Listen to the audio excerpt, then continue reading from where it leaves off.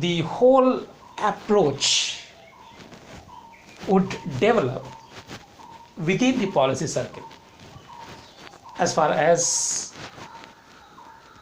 the approach of the state towards justice would be concerned, as far as approach of the state towards restructuring the social, political and economic institutions, they would be concerned. Now, the variety of socialism that one finds in Nehru, that would be of course a mixture of, that would be of course, kind of a mix of various varieties of socialism that existed at that point of time.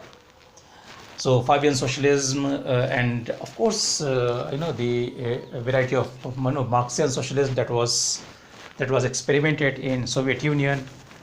So Fabian socialism was the kind of socialism which had its roots and which developed in Great Britain, right? So that would be one. Right, so variety of socialism which would mix the different streams of socialist thought. That would be one, as far as his emphasis would be concerned. But he was very much concerned with socialist model, and in his understanding, as far as India was concerned, India, of course, required equitable distribution of resources. Now, this is what would ensure distributive justice in India's case. But at the same time, his variety of socialism and the point he reiterates and the point he makes time and again, that this variety of socialism rejects any conception of violence or class war. This variety of socialism, in his understanding, would reject any suppression of individual freedom. Now, he would be critical of use of a state and its repressive apparatus to suppress individuals' freedom, but he would also be seen in terms of borrowing, some of the aspects of the Soviet model, and this what would be, most clear when we try to look at his economic policies, when he tried to look at his approach in economic field. Now, he was very much, clear that as far as the society is concerned, as far as the state is concerned, right, the state and the society, they are supposed to ensure an individual's freedom. So unless an individual is free, and unless an individual is, free to act in a way where he can realize his own objectives, this would not mean democracy. This would not mean a democratic state. So even if there has to have equitable distribution of resources, this equitable distribution of resources is not to be based upon the repression of the individual freedom, and the state in fact, or society in fact, would promote democratic values by ensuring individuals' freedom. Now, that is where he understood that, first one has to make an assessment of Indian conditions. And that is where, he would come up with his understanding that as far as the European countries were concerned, so European countries, they had developed their own model, they had developed their own ideologies, but not necessarily they can be implemented in India's case as well. Now, that is where he would suggest that, even if there would be a socialist society in India's case, it has to be implemented, it has to be developed keeping Indian conditions in mind. So the socialist society which would be conditioned by Indian social values. That's what would be important, right? And these social values would include, in his understanding, the service to the other. So, the individuals, right? The individuals, on the one hand, they are free to pursue their own objectives, but at the same time, this has to be governed by, this has to be guided by the sense of service towards others. So that is where the point I was trying to make earlier, that different socialist varieties would be amalgamated, would be kind of brought together in his understanding with Indian social values. So that is where he would understand that as far as individual's freedom has to be ensured, but there also has to have some kind of bottom line beyond which individuals, they may not be allowed to operate freely. And this broad boundary would be applicable more in the economic field rather than social and political field. So the point Nehru was trying to highlight, the point Nehru was trying to understand, that when we talk about political freedom, then political freedom can be realized, political freedom can best be understood only when there is some form of economic equality, right? So in the absence of economic equality, there cannot be political freedom. So that is where he would suggest that as far as an individual is concerned, right? So individual may have his, say for instance, private enterprise or individuals participation in the economy.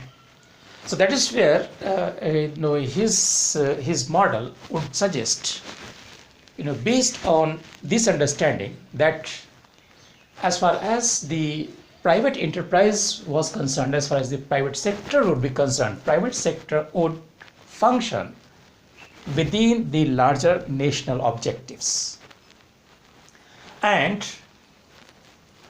this would not be governed by the sole motive of profit alone, which he understood was the limitation of the capitalist ideology, limitation of the laissez-faire model of the state. So the capitalist state or the laissez-faire model of the state would allow the individuals to become profit oriented, to be governed by the motive of profit. So that is where the role of the state would come in India's case. So there would be certain areas, there would be certain sectors wherein individuals would be allowed to operate, individuals would be allowed to participate, right? They would have a freedom, but number one, it has to be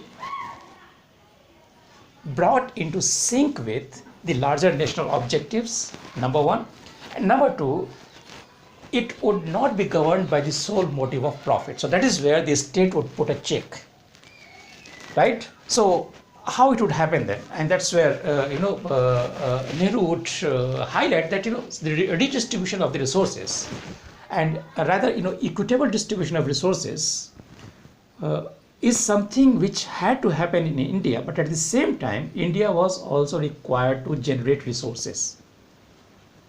Because at that point of time, Nehru understood that there was not much resources, which would be available to the Indians, and which was required to be, distributed, and which may happen in an equitable manner. So first, resources had to be generated, right? And that is where he understood that participation of the private sector can play a role in this specific aspect. Now, once that happens, then through the means of a gradual taxation, the state may generate resources which it would control, and then these resources can be redistributed among the people, among the general masses. So that's how he would look at the whole process. So as far as an individual is concerned, first the state or the democratic society has to ensure individual freedom, but individual freedom has to be seen not only in the political terms but in terms of its relationship with economic equality. So economic equality would ensure political freedom, number one. Number two, as far as this economic equality is concerned, this economic equality is not to be achieved through repressive means, the way it had happened say for instance in the case of USSR. Of course USSR is not a success model, and all of us know that they were who's that? Tell me, is my voice not clear? No, right now can you hear me? हाँ?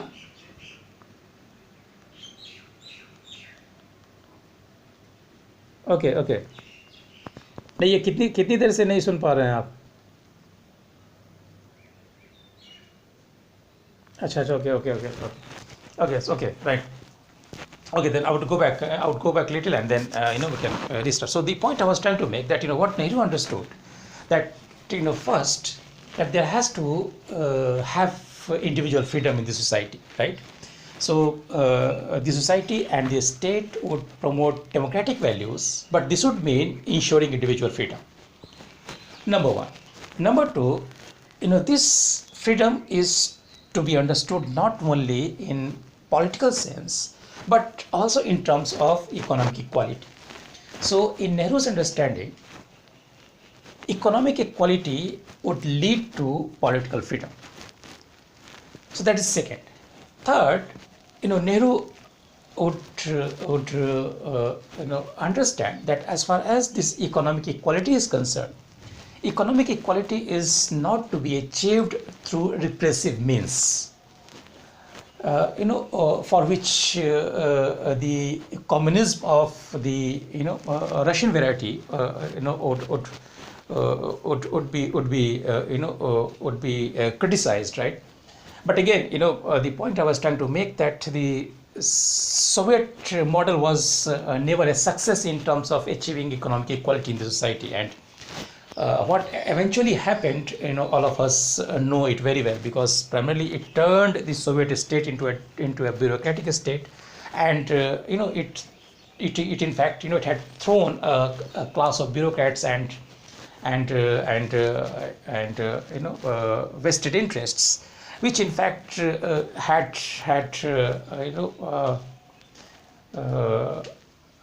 suppressed individual freedom and other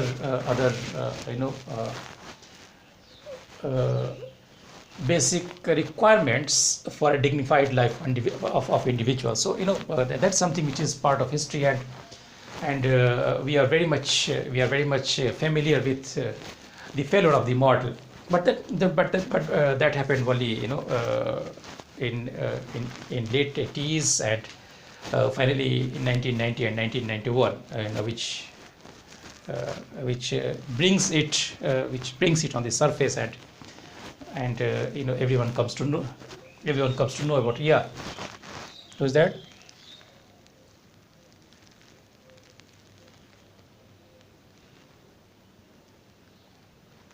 Okay, I'll come to this point, right? So that is something, so that is where Nehru would emphasize that as far as economic equality is concerned, economic equality has to happen through the means of democratic institutions, through the means of participatory institutions, right? Through the means of participatory institutions. So that is where democratic methods of elections would play a role, where there would be multi-party system and parties would compete with each other, and dissent and opposition would be allowed